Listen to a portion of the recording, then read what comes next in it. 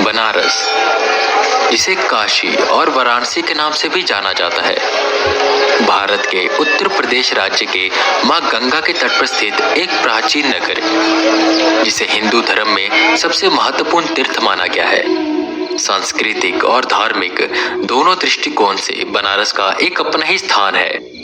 बनारस में ही भारत के कई विद्वान, लेखक, कवि जैसे जयशंकर प्रसाद, कबीर, वल्लभाचार्य, रविदास रहे और स्वामी तुलसीदास जी ने भी हिंदू धर्म के एक परम पूज्य ग्रंथ श्री रामचरितमानस बनारस में ही लिखी।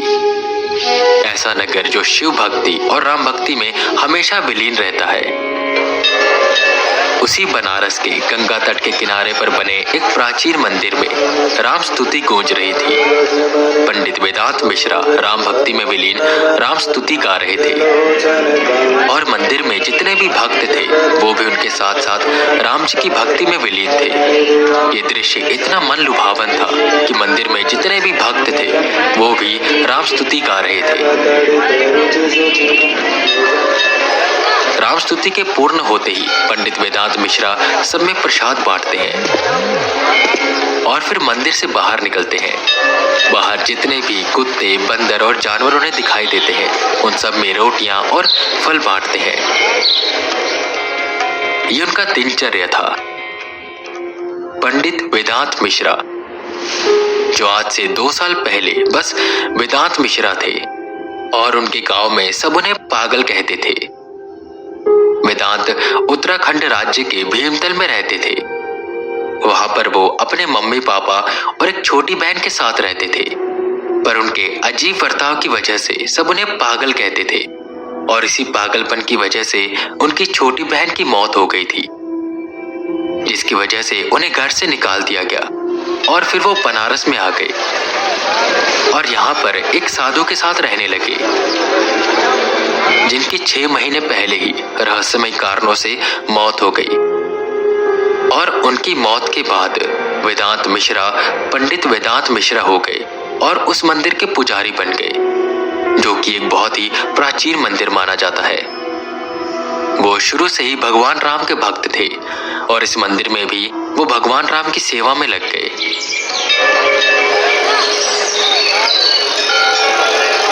राम राम पंडित जी, साइकिल रोकते हुए गिरधारी ने कहा। राम राम गिरधारी जी, और कहाँ चली सवारी सुबह सुबह? उनके पास आते हुए पंडित वेदांत ने पूछा। कहीं नहीं पंडित जी, बस काम से थोड़ा आगे जा रहा था। अच्छा, वो सुना आपने कुछ? वो गुप्ता जी के घर में कोई प्रेत बाधा है, मुझे सुबह बता रहे थे और कह रहे थे अगर कोई पंडित पहचान में है तो उसे भेजना। आप जाएंगे? पंडित वेदांत हल्का सा मुस्कुराए और बोले, अरे गिरधारी जी, आप कैसी बात कर रहे हो? मैं भगवान की पूजा करता हूँ। ये भूत प्रेत इन सब में मेरा कोई मानना नहीं है, पर अगर वो संकट में है तो मैं जरूर उनके घर जाऊंगा और पूजा कर दूंगा। बाकी सब तो राम भरोसे है। गिरधारी जी वहां से चले जाते हैं और पंडित वेदांत गंगा तट पर आते हैं और गंगा मैया की तरफ देखते हुए कुछ सोचने लगते हैं कि तभी दूर से एक पत्ते के दोने में जलता हुआ दिया उनके पास आता है। उन्होंने उसे उठाया, उसकी ओर कुछ देर देखा और कुछ हल्की सी आवाज में बदबदाकर उन्होंने वापस उसे जल में डाल दिया और वो पत्ते का दोना धीरे धीरे धार के साथ बहता हुआ चला गया। वो गंभीर होकर पीछे की ओर मुड़ते हैं। वहीं पर उन्हें एक शख्स खड़ा दिखाई देता है। वो शख्स सबसे अलग लग रहा था। आसपास जितने भी लोग थे उनमें वो सबसे अजीब था। पंडित वेदांत उसे देखते ही रहे। वो शख्स यहाँ वहां देखता जा रहा था कि तभी उसकी नजरें पंडित से मिली। पंडित ठीक उसके सामने पहुंचे। अब उस शख्स के सामने एक लंबा चौड़ा आदमी खड़ा था, जिसकी भारी मूछें थी और उसने शिखा रखी हुई थी। गले से जनेऊ लटक रहा था और नीचे सफेद धोती। वो शख्स घबराने लगा। तुम यहाँ पर क्या कर रहे हो? ये तुम्हारी दुनिया नहीं है। बेहतर होगा कि तुम अपनी दुनिया में वापस चले जाओ। जिस पर वो शख्स वहां से भाग खड़ा हुआ। जब तक वो शख्स पंडित वेदांत की नजरों से ओझल नहीं हुआ तब तक वो उसकी ओर देखते रहे। और जब वो वहां से चला गया तो पंडित वेदांत मंदिर के अंदर गए और अपना बाकी काम करने लगे। साफ सफाई करना, खाना बनाना और भक्तों में प्रसाद बांटना, ये ज्यादातर उनके काम होते थे। ऐसे ही उनका दिन बीतता चला जा रहा था। शाम के 4:30 हो गए। गिरधारी जी भागते हुए पंडित जी के पास आए।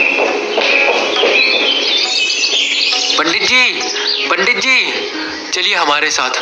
गुप्ता जी की बेटी को होश नहीं आ रहा, वो कब से बेहोश पड़ी है। पंडित वेदांत उठे और उनके साथ सीधा गुप्ता जी के घर पहुंचे, जहां पर गुप्ता जी और उनकी पत्नी रोए जा रही थी। क्या वो गुप्ता जी, आप ऐसे रो क्यों रहे हैं? सब कुशल मंगल तो है ना? पंडित वेदांत ने कहा, जिस पर गुप्ता जी उन्हें प्रणाम करते हैं और कहते हैं, आप खुद ही देखिए, पता नहीं हमारी बेटी को क्या हो गया है। सुबह से उठे नहीं रही है। पता नहीं कोई भूत है, प्रेत है, इलाज करवा लिया, सब कर लिया, पर कुछ नहीं हो रहा। वो उस बच्ची के पास आए जो खाट पर लेटी हुई थी। उन्होंने अपनी आंखें बंद करी और उसके माथे पर हाथ रखा। उन्होंने आसपास देखा जहां सब उन्हें देख रहे थे। बुखार भी नहीं है, पता नहीं क्या हुआ इस बच्ची को।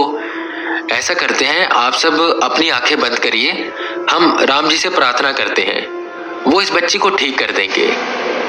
और हाँ, आप सब लोग भगवान राम का नाम जपिए।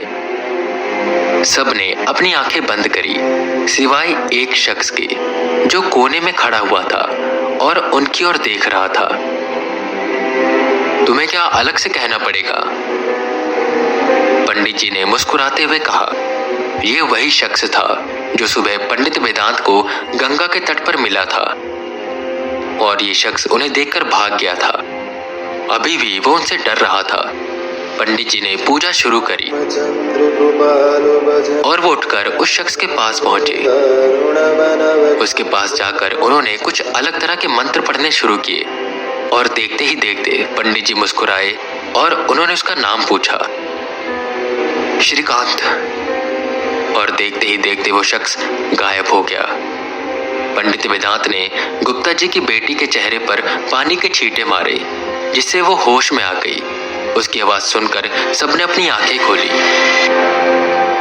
बच्ची को सही सलामत देखकर गुप्ता जी उसे अपने सीने से लगाते हैं और पंडित वेदांत धन्यवाद करते हैं, जिस पर पंडित बस इतना कहते हैं, आप मुझे धन्यवाद मत कहिए, धन्यवाद कहना है तो भगवान राम जी को कहिए, ये सब उनकी कृपा से हुआ है।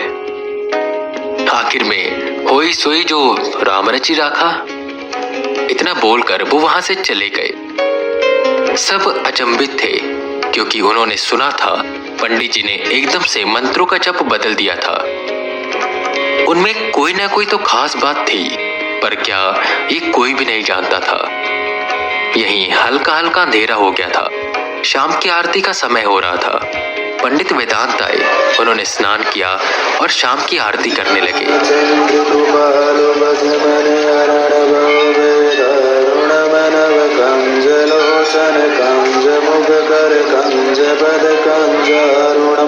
शाम की आरती के बाद सबको प्रसाद बांटा, भगवान को भोग लगाया और आखिर में खुद खाना खाकर वो गंगा तट के किनारे बैठ गए, जहां पर वो अक्सर बैठा करते थे।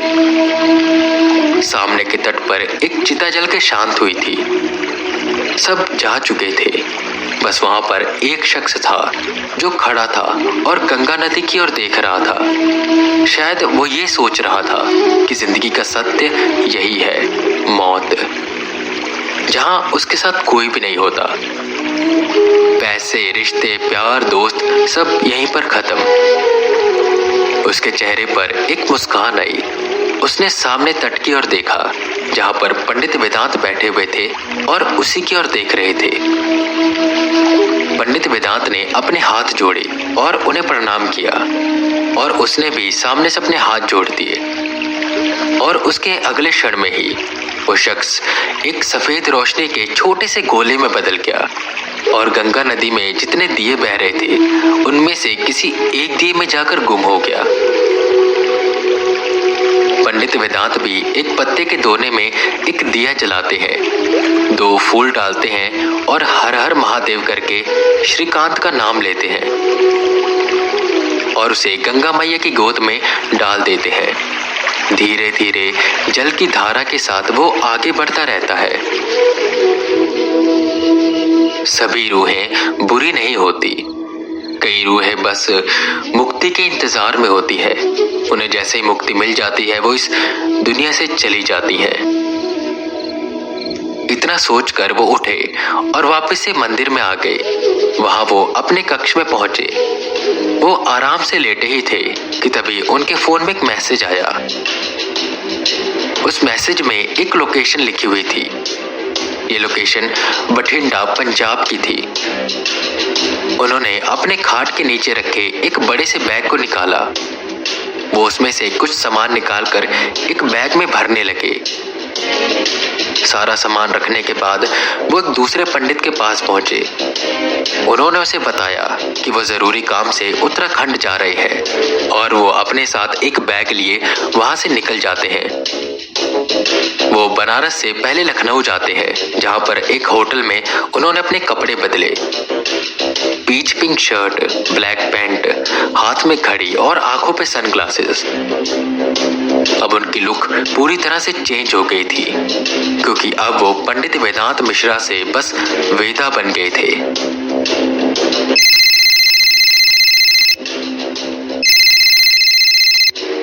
हाँ राजन, तुम पहुंच गए वहां? ठीक है, मैं कल तक पहुंच जाऊंगा। मेरे पहुंचने तक तुम सारी मशीन लगा दो और जितनी इंफॉर्मेशन कलेक्ट कर सकते हो उस एंटिटी के बारे में कलेक्ट करो। बाकी मैं आकर देखता हूं। फोन रखते ही वो खड़े हुए अपने अगले केस के लिए, जिसमें उन्हें पंजाब के बठिंडा में जाना था, जहां एक ऐसी एंटिटी का केस उनके सामने आया था जो घर में सबको परेशान कर रही थी। उस घर के मालिक ने पंडितों को, तांत्रिकों को, सबको बुला लिया था, पर कोई भी उसे काबू नहीं कर पा रहा था। तो आखिर में उन्होंने वेदा को बुलाया, जिन्होंने अब तक बहुत से ऐसे टेढ़ी टेढ़ी एंटिटी को काबू में किया था। पंडित वेदांत मिश्रा से वेदा निकले बठिंडा की ओर अपने नए केस को सुलझाने।